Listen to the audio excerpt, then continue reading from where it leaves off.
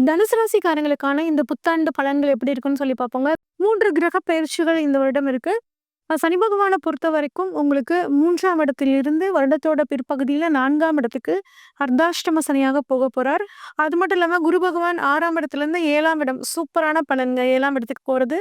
ராகு பகவான் 4ஆம் இடத்திலிருந்து வருடத்தோட பிற்பகுதியில 3ஆம் இடத்துக்கு போறாருங்க. இதுவும் ஒரு அற்புதமான ஒரு அமைப்புங்க. கேது பகவான பொறுத்தவரைக்கும் 10ஆம் இடத்திலிருந்து 9ஆம் இடத்துக்கு போறாருங்க. இது கொஞ்சம் சுமாரான அமைப்புங்க. இதுதான் இந்த வருடத்திற்கான கிரகநிலை. அப்ப இந்த வருடத்துக்கு ஒரு பொதுவான பலன்கள் எப்படி இருக்குன்னு பார்த்தோம்னா, திருமணம் ஆகாதவர்களுக்கு திருமணம் நடக்கிறதுக்கான ஒரு அற்புதமான காலம். அது மட்டும் இல்லாம தொழில் விஷயத்துல வந்து பார்த்தீங்கன்னா, ஒரு நல்ல ஏற்றமான ஒரு சூழல். அ வீடு வாங்குறதுக்கு, நிலம் வாங்குறதுக்கு, அசையா சொத்துக்கள் வாங்குறதுக்கான ஒரு காலம் இருக்குங்க. ஆனா, இதுல ஒரு சின்ன தடங்கல் ஏற்பட்டு அது உங்களுக்கு சாதகமா முடியும். ராகு 3ல இருக்காருங்க. இந்த ஒரு விஷயம் போதும். நீங்க பண்ணக்கூடிய முயற்சிகள் எல்லாமே பலிதமாகக்கூடிய ஒரு அற்புதமான அமைப்புங்க. அவங்க குழந்தைங்களோட படிப்பு, அவங்களோட உத்தியோகம், அவங்களுக்கான வியாபாரம், அவங்களுக்காக முதலீடு செய்யறது, இந்த மாதிரி விஷயங்கள்ல நீங்க ரொம்ப அதிகமான ஈடுபாடு காட்டுவீங்க.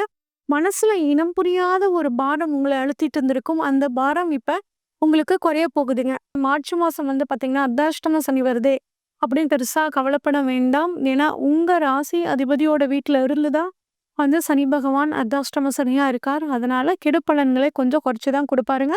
வேடிக்கையாக கூட ஒரு ஜாலிக்காக கூட உங்க வாழ்க்கை துணைக்கிட்ட வந்து பார்த்தீங்கன்னா, கிண்டலா பேசாதீங்க. அது தேவையில்லாம அவங்க மனசுக்குள்ள ஒரு வெறுப்ப விதைச்சு, அவங்க ஒரு காலத்துல உங்கள திருப்பி சொல்லக்கூடிய ஒரு சூழல் வரும். அதுல மட்டும் கொஞ்சம் கவனமா இருங்க. இளைஞர்கள் வந்து பார்த்தீங்கன்னா, டூ வீலர்ல போகும்போது கொஞ்சம் கவனமா இருக்கிறது ரொம்பவே நல்லது. குரு பகவான் உங்களுக்கு வந்து 6ஆம் இடத்துல இருந்து வருடத்தோட பிற்பகுதியில 7ஆம் இடத்துக்கு போறாருங்க. 7ஆம் இடத்தில் குரு பகவான் இருக்கிறது ரொம்ப ரொம்ப ரொம்ப அற்புதமான அமைப்புங்க.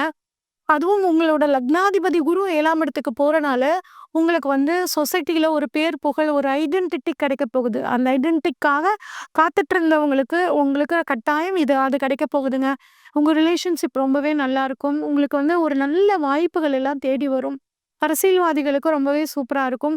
குரு பலன்கள், அதாவது 7ஆம் இடத்துக்கு குரு வர்றது, திருமணத்துக்கான ஒரு குரு பலன குடுக்கும். எல்லா விதமான சுப நிகழ்ச்சிகளும் நடைபெற ஒரு அற்புதமான காலமா இருக்குங்க.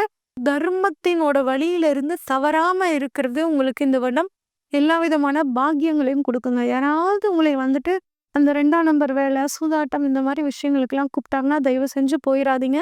நெறைய கும்பாபிஷேகம் கலந்துக்குவீங்க, தீர்த்த யாத்திரைக்கு போவீங்க, தெய்வ திருப்பணிகள் நீங்க பண்ணுவீங்க.